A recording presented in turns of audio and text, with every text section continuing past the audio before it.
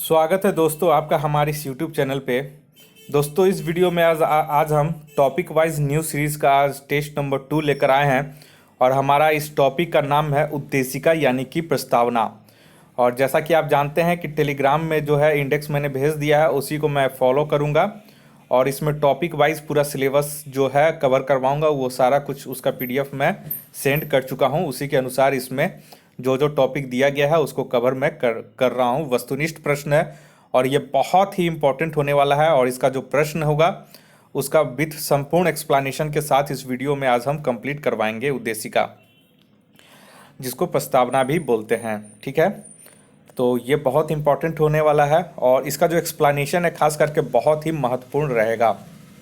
तो चलिए ज़्यादा समय ना लेते हुए शुरू करते हैं टेस्ट नंबर 2। देखिए पहला क्वेश्चन बोल रहा है कि भारतीय संविधान की प्रस्तावना में जिन आदर्शों एवं उद्देश्यों की रूपरेखा दी गई है उनकी व्याख्या की गई है। तो इसका जो सही आंसर हो जाएगा वो हो जाएगा ऑप्शन सी, मूल अधिकारों, राज्य के नीति निर्देशक सिद्धांतों एवं मौलिक कर्तव्यों के अध्याय में। तो इसका एक्सप्लेनेशन थोड़ा सा देख लीजिए। यहाँ पे है कि भारतीय संविधान की प्रस्तावना प्रियम्बल संविधान के उद्देश्यों को प्रतिबिंबित करती है और इसका मुख्य उद्देश्य सामाजिक, आर्थिक और राजनैतिक न्याय, विचार, अभिव्यक्ति, विश्वास, धर्म और उपासना की स्वतंत्रता, प्रतिष्ठा और अवसर की समानता आदर्शों को प्राप्त करना है। प्रस्तावना में जिन आदर्शों एवं उद्देश्यों की रूपरेखा दी गई है उनकी व्याख्या संविधान में मूल अधिकारों, राज्य के नीति निर्देशक सिद्धांतों तथा मौलिक कर्तव्यों संबंधी अध्याय में की गई है। क्वेश्चन नंबर दूसरा ये बोरा भारतीय संविधान की उद्देशिका में निहित संपूर्ण प्रभुत्व संपन्न लोकतंत्रात्मक गणराज्य, पंथ निरपेक्ष तथा समाजवादी आदि शब्दों का सही क्रम क्या है। तो इसका सही क्रम हो जाएगा ऑप्शन बी, संपूर्ण प्रभुत्व संपन्न समाजवादी पंथ निरपेक्ष लोकतंत्रात्मक गणराज्य। नेक्स्ट आइए तीसरा नंबर में। तीसरा नंबर जो क्वेश्चन बोल रहा है वो बोल रहा है भारतीय गणतंत्र की 26 जनवरी 1950 को संवैधानिक वस्तु स्थिति क्या थी जब संविधान लागू किया गया था। तो यहाँ पे जो इसका तीसरा का जो सही आंसर हो जाएगा, यहाँ से आप ऑप्शन देख सकते हैं और इसका सही आंसर आपका हो जाएगा तीसरा का ऑप्शन इसमें सी हो जाएगा। ठीक है, संपूर्ण प्रभुत्व संपन्न और लोकतंत्रात्मक गणराज्य। 26 जनवरी 1950 को भारतीय गणतंत्र की संवैधानिक वस्तु स्थिति रियलिटी जो थी वो भारतीय संविधान की उद्देशिका के अनुसार संपूर्ण प्रभुत्व संपन्न लोकतंत्रात्मक गणराज्य की थी। नेक्स्ट आइए चौथा नंबर में। चौथा बोरा संविधान में हमारे राष्ट्र का उल्लेख किन नामों से किया गया है। तो चौथा का इसका जो सही आंसर हो जाएगा ऑप्शन ए, भारत तथा इंडिया के नाम से संविधान में। ठीक है, भारत तथा इंडिया के नाम से। और यह जो किया गया है यह अनुच्छेद 1 के अनुसार भारत अर्थात इंडिया राज्यों का संघ होगा, यानी कि लिखा गया है India that is Bharat shall be a union of states. Next आइए पांचवा नंबर में। पांचवा बोरा भारतीय संघवाद को सहकारी संघवाद किसने कहा था। बहुत ही ये इंपॉर्टेंट क्वेश्चन है, बहुत बार पूछा गया भी है। तो इसका सही आंसर हो जाएगा ऑप्शन ए, जी ऑस्टिन ने। देखिए जी ऑस्टिन एक अमेरिकी इतिहासकार थे।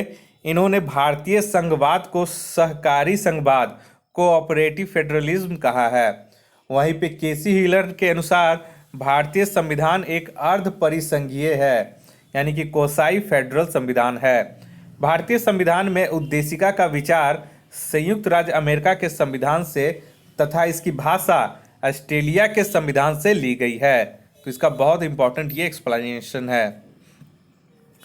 नेक्स्ट आइए सातवां नंबर में, 6 नंबर में। हम भारत के लोग, we the people of India शब्दों का प्रयोग संविधान में कहाँ किया गया है। तो 6 का इसका आंसर हो जाएगा ऑप्शन डी, संविधान की प्रस्तावना में। भारतीय संविधान की प्रस्तावना का प्रारंभ हम भारत के लोग शब्दों से प्रारंभ होता है। इसका अर्थ है कि संविधान का मूल स्रोत भारत की जनता है। तो देखिए, एक बार यूपी पीसीएस में ये क्वेश्चन पूछा गया था कि संविधान का मूल स्रोत क्या है, तो उसमें था कि भारत शासन अधिनियम 1935, ठीक है, और बहुत सारा कुछ था, उसमें था भारत की जनता, तो बहुत सारे लोग 1935 मार दिए थे, जो कि वो गलत है।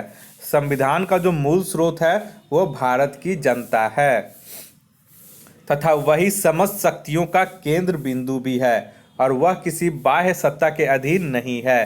तो ये यहाँ पे तथ्यात्मक कुछ इंपॉर्टेंट है जहाँ से क्वेश्चन पूछे जाते हैं, तो इसका भी बहुत अच्छा एक्सप्लेनेशन है।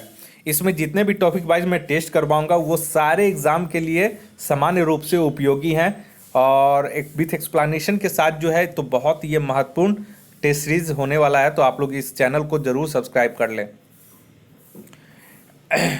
नेक्स्ट आइए 7वां नंबर में, निम्नलिखित शब्दों में से कौन सा शब्द सन 1975 में भारतीय संविधान की प्रस्तावना में सम्मिलित नहीं था। यहाँ पे पूछ रहा है कि नहीं था, ठीक है। 7वां का इसमें इसका सही आंसर हो जाएगा ऑप्शन डी, अखंडता, ठीक है। अखंडता जो था वो सम्मिलित नहीं था। भारतीय संविधान की प्रस्तावना में समाजवादी, सोशलिस्ट, पंथ निरपेक्ष, सेकुलर और अखंडता इंटीग्रिटी शब्दों को 42वें संविधान संशोधन 1976 द्वारा जोड़ा गया है। तो क्वेश्चन पूछा था कि 42वें संविधान संशोधन अधिनियम 1976 में कौन कौन से शब्द जोड़े गए थे, पहला क्वेश्चन। दूसरा क्वेश्चन इस तरह से पूछा गया था कि जो समाजवादी, पंथ निरपेक्ष और अखंडता शब्द हैं वो केवें संविधान संशोधन में जोड़े गए थे। तो इस तरह से करके इसका बहुत सारा क्वेश्चन बन जाता है, ठीक है। और इसके अधीन इसके द्वारा भारतीय संविधान में व्यापक परिवर्तन किया गया। इस संशोधन से 2 नए अध्याय 4 का, 14 का और 9 नए अनुच्छेदों को जोड़ा गया तथा 52वें अनुच्छेदों में इसका संशोधन किया गया और 42वें संविधान संशोधन को मिनी संविधान भी कहा जाता है। 8वां आइए, सभी व्यक्ति पूर्णतः और समान रूप से मानव है, यह सिद्धांत जाना जाता है। तो किस रूप में यह सिद्धांत जाना जाता है, तो इसका सही हो जाएगा ऑप्शन ए, सार्वभौमिकता। इसका मतलब यही है कि सभी व्यक्ति पूर्णतः और समान रूप से मानव है। सभी व्यक्ति पूर्णतः और समान रूप से मानव है, यह सिद्धांत सार्वभौमिकता, यूनिवर्सलिज्म के नाम से जाना जाता है और इसके अनुसार सभी व्यक्तियों को उनके मानव अधिकार समान रूप से बिना किसी भेदभाव के उपलब्ध होने चाहिए।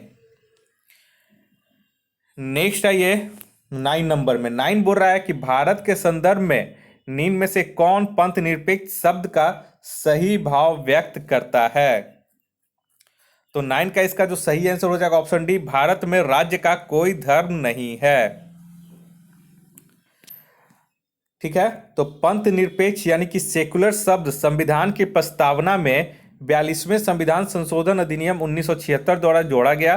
पंथ निरपेक्ष राष्ट्र से तात्पर्य ऐसे राज्य से है जो किसी धर्म विशेष को राज्य के धर्म के रूप में मान्यता नहीं देता, बल्कि वह सभी धर्मों को तटस्थ भाव से समान संरक्षण प्रदान करता है। पंथ निरपेक्ष राज्य में धर्म व्यक्तिगत विषय माना जाता है। एक सवाल ये बताइए कि पंथ निरपेक्ष और धर्म निरपेक्ष में अंतर है या नहीं है, या फिर दोनों समान है। आप लोग कमेंट करके बताइए इसका डिटेल, ठीक है, कि पंथ निरपेक्ष और धर्म निरपेक्ष में क्या अंतर है या फिर दोनों समान होते हैं। नेक्स्ट क्वेश्चन आइए 10वां नंबर में। 10वां बोरा, निम्नलिखित उद्देश्यों में से कौन सा एक भारत के संविधान की उद्देशिका में सन्निहित नहीं है, यानी कि शामिल नहीं है। तो 10वां का इसका जो सही आंसर हो जाएगा ऑप्शन बी, आर्थिक स्वतंत्रता। देखिए यहां पे डिटेल देख लीजिए। भारतीय संविधान की उद्देशिका में सभी नागरिकों को सामाजिक, आर्थिक और राजनीतिक न्याय के साथ साथ विचार, अभिव्यक्ति, विश्वास, धर्म और उपासना की स्वतंत्रता का लक्ष्य रखा गया है। ध्यातव्य है कि भारतीय संविधान की उद्देशिका में आर्थिक स्वतंत्रता की नहीं बल्कि आर्थिक न्याय की बात की गई है। तो यहाँ पे आप लोग तुरंत कंफ्यूज हो जाइएगा कि अरे संविधान की उद्देशिका में सन्निहित नहीं है।